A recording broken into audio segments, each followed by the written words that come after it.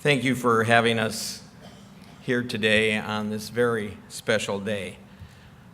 I feel very honored and humbled by the Profiles in Courage Award. Honored because of what this award stands for and what President Kennedy believed. Principled governance for our country and its citizens. Humbled because we join award recipients who did their jobs with principle and in the national interest.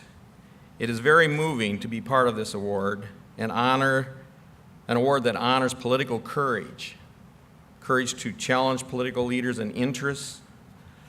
Our court will carry on, but only if we all step up with courage to say no to those special interests and moneyed interests. Our court followed the rule of law, strongly believing in our Constitution, which guarantees equality for all Iowa citizens. I am grateful for the role I played in this decision and for the award, for this award. Thank you to Carolyn and to the foundation and for this award. Thank you to everyone here today. Thank you for what you believe in. Thank you for the honor.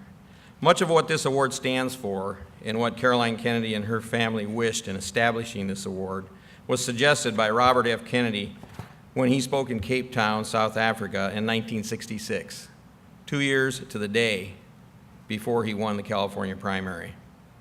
He stated this: few people will have the greatness to bend history itself, but each of us can work to change a small portion of events, and in the total of all those acts will be written the history of this generation. It is from numberless diverse acts of courage and belief that human history is shaped. Each time a man stands up for an ideal, or acts to improve the lot of others, or strikes out against injustice, he sends forth a tiny ripple of hope. And crossing each other from a million different centers of energy and daring, those ripples build a current that can sweep down the mightiest walls of oppression and resistance. He went on to say, few are willing to brave the disapproval of their fellows, the censure of their colleagues, the wrath of society. Moral courage is a rarer commodity than bravery in battle or greater intelligence, yet it is the one essential, vital quality for those who seek to change a world that yields most painfully to change. The future does not belong to those who are content with today, apathetic towards common problems and their fellow man alike, timid and fearful in the face of new ideas and bold projects. Rather, it will belong to those who can blend vision, reason, and courage in a personal commitment to the ideals and great enterprises of American society. It was almost 30 years before apartheid ended in South Africa after that speech.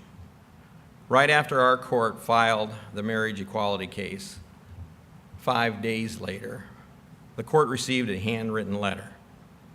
This letter really brought home to me what we did in our decision was right. The author stated, after a few introductory remarks, too profane to read here, he said this: I defended the likes of you as an American soldier in World War II and Korea.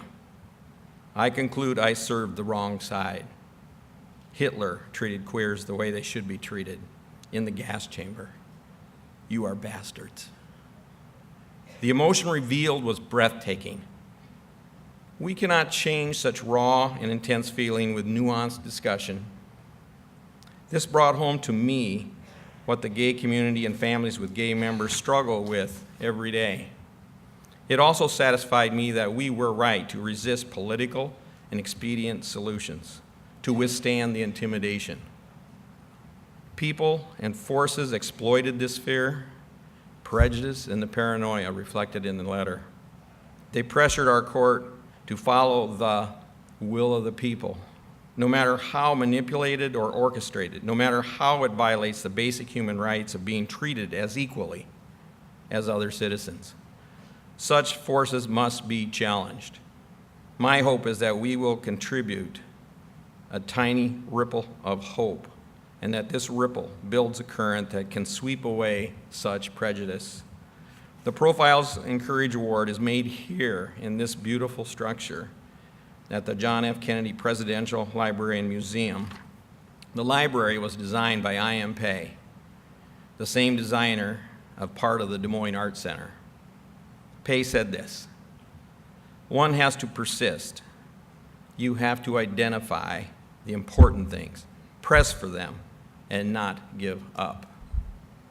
What our court did was to justly and honestly interpret the Iowa Constitution that guarantees equality for all. We did this as political forces, seen and unseen, swirled around us. We identified the important things: fair and impartial judging, equal protection for all, and pressed for them. Our acceptance of this award says that we will not give up. We will push forward. We will persist. Thank you.